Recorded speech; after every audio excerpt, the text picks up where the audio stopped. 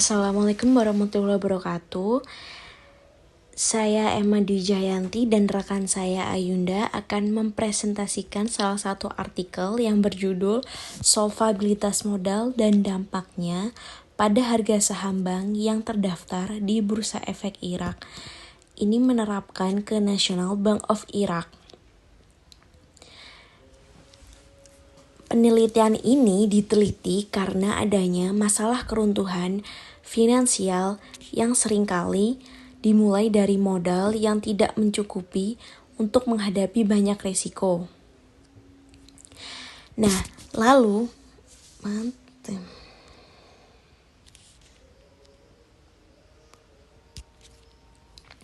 Assalamualaikum warahmatullahi wabarakatuh.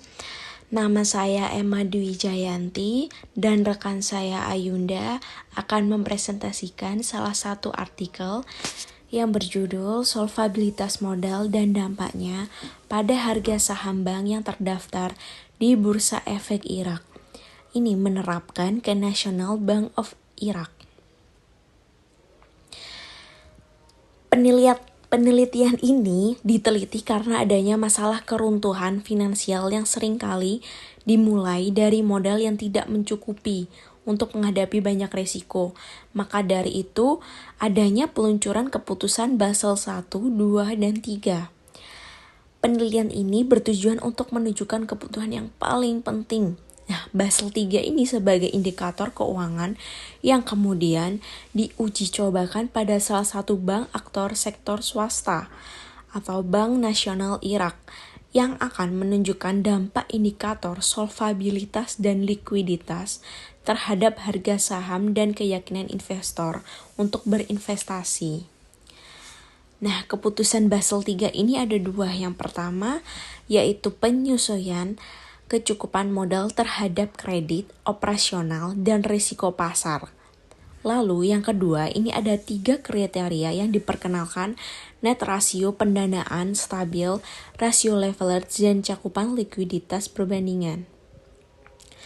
Basel III ini memungkinkan bank untuk mempertahankan tingkat tertentu aset cair yang dikuasai tunai untuk menghadapi kondisi real time atau risikonya.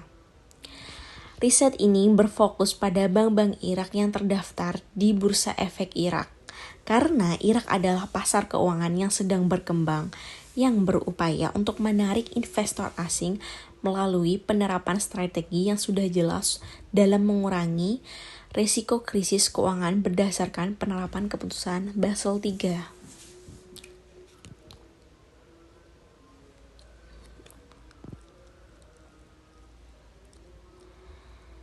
Lalu, di sini ada penelitian ini menggunakan 5 acuan jurnal.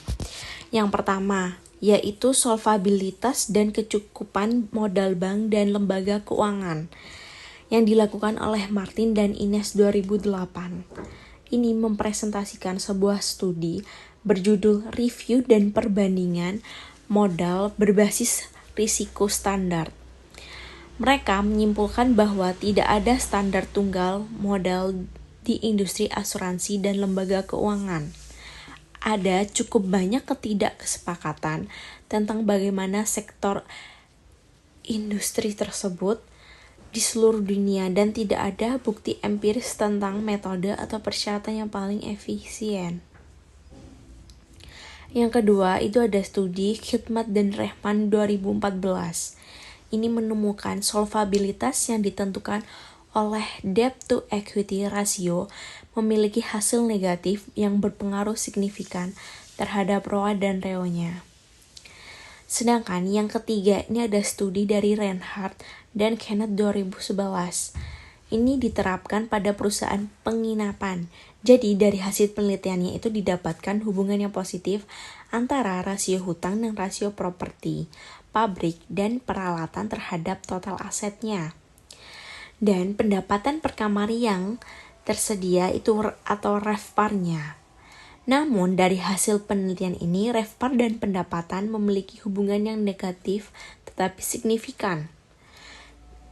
Jadi menurut penelitian ini, rasio hutang jangka panjangnya adalah negatif, terkait dengan profitabilitasnya atau ROA-nya. Jadi sebagian besar perusahaan penginapan menunjukkan penurunan pendapatan total selama periode tersebut.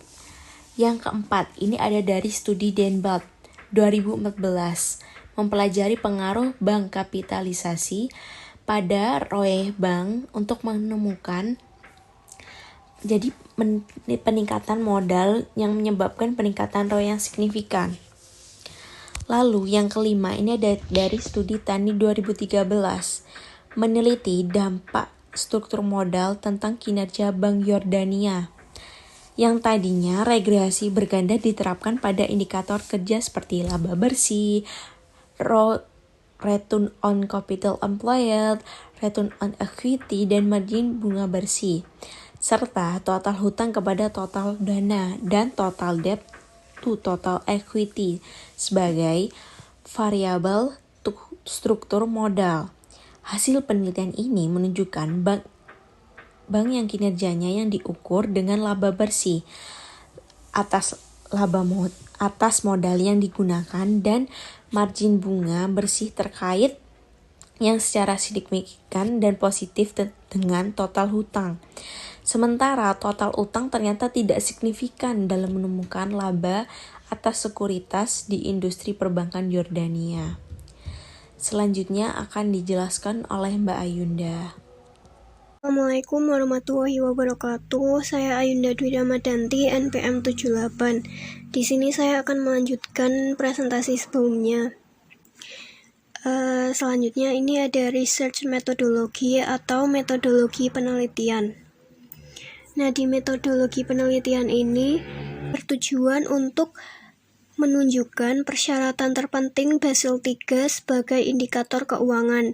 Kemudian diuji cobakan pada salah satu bank yang dimiliki oleh pelaku sektor swasta, yaitu National Bank of Iraq, untuk menunjukkan pengaruh indikator solvabilitas dan likuiditas terhadap harga saham dan keyakinan investor untuk berinvestasi di bank sebagai hasil dari indikator ini. Nah, jadi objek penelitiannya dilakukan pada Bank Nasional Irak. Lalu sampelnya juga merupakan 11 cabang Bank Nasional Irak yang tersebar di semua kota besar Irak. Lalu metode penelitiannya yaitu dengan menerapkan Basel III pada National Bank of Iraq, yang merupakan salah satu bank yang aktif di lingkungan bisnis Irak. Yang selanjutnya ini ada persyaratan kriteria Basel III dan dampaknya terhadap harga saham di Bursa Efek Irak. Untuk menentukan sejauh mana bank memenuhi persyaratan kriteria Basel III dan dampaknya terhadap harga saham di Bursa Efek Irak, maka indeks solvabilitas bank yang dipilih akan ditentukan untuk beberapa tahun, dari 2014 sampai 2017, dan kemudian dibandingkan dengan perubahan harga saham untuk rangkaian yang setara tahun-tahun berikutnya, tahun 2015 sampai 2018. Nah, di sini kriterianya ada dua. Yang pertama, solvabilitas modal bank untuk tahun 2017. Jadi dari diterapkannya financial solvency pada Bank Nasional Irak ini hasilnya 21,25%. Artinya, Bank Nasional Irak ini telah mencapai persentase yang lebih tinggi dari Basel III, sebesar 10,75%. Dan alasannya adalah karena kontrol efektif yang diberlakukan oleh Bank Sentral Irak karena terorisme dan operasi militer yang menyebabkan ketidakstabilan pasar Irak. Lalu yang kedua ada kriteria pelestarian aset liquid atau setara kas. Ada 3. Yang pertama, rasio cakupan likuiditas atau LCR. Ini hasilnya 1,27. Artinya rasio cakupan likuiditas Bank Nasional Irak ini telah mencapai persentase yang lebih tinggi dari Basel III sebesar 27% yang menunjukkan bahwa bank mempertahankan rasio yang baik untuk menutupi likuiditas. Lalu yang kedua ada rasio pendanaan stabil bersih atau NSFR. Ini hasilnya untuk pendanaan yang tersedia ini 641.798 dan untuk pendanaan yang dibutuhkan ini 456.077. Ini artinya rasio pendanaan stabil bersih ini menunjukkan bahwa Bank Nasional Irak mencapai persentase yang lebih tinggi dari Basel III sebesar 41%, yang menunjukkan bahwa bank mempertahankan persentase yang baik dari pendanaan stabil bersih. Lalu yang terakhir ada rasio leverage. Ini hasilnya 0,35%. Yang artinya rasio leverage ini mengacu pada pencapaian Bank Nasional Irak dengan persentase yang lebih tinggi dari Basel III sebesar 32%, yang menunjukkan bank mempertahankan persentase leverage yang baik. Yang selanjutnya, conclusion and discussion. Di tabel 2 ini merupakan indikator keuangan bank. Jadi hasil dari perhitungan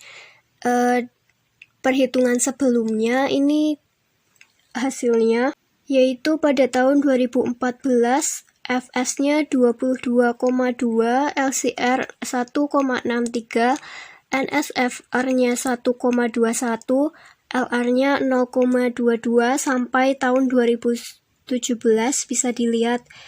Nah, itu dari persyaratan Basel III dapat dilihat bahwa FS dari tahun 2014 sampai 2017 ini lebih besar atau sama dengan 10,5%. Lalu untuk LCR-nya lebih besar atau sama dengan 1/1. NSFR-nya lebih besar atau sama dengan 100%, dan untuk LR-nya lebih besar atau sama dengan 3%. Yang terakhir ada kesimpulan. Nah, dengan melihat sejauh mana perubahan harga saham, dapat disimpulkan bahwa terdapat korelasi langsung antara indikator solvabilitas dengan penambahan likuiditas yang dibutuhkan oleh Basel III dan minat investor terhadap saham. Hal ini dibuktikan dengan hasil tadi dan karena kepatuhan bank terhadap persyaratan otoritas pengawasan atas kinerja Bank Irak. Selain persyaratan internasional untuk pelaporan keuangan internasional dan persyaratan Basel untuk mengurangi resiko kredit, operasi, dan pasar, bank telah mempertahankan tingkat harga dan nilai saham yang normal di Bursa Efek Irak. Terhadap beberapa bank, nilai saham mereka berfluktuasi secara signifikan karena tingginya resiko dan kurangnya pemenuhan persyaratan. Lalu indikator yang dicapai oleh penulis yang terkait dengan Bank Nasional Irak ini menunjukkan bahwa ada persyaratan yang diberlakukan pada lingkungan kerja di Bank Irak ini lebih tinggi dari persyaratan Basel III dan tidak jauh dari indikator Bank Irak lainnya. Persyaratan yang lebih tinggi adalah hasil dari keadaan luar biasa yang dialami Irak, yang diberlakukan untuk memberikan kepercayaan yang lebih besar kepada investor dan menciptakan lingkungan investasi yang lebih baik.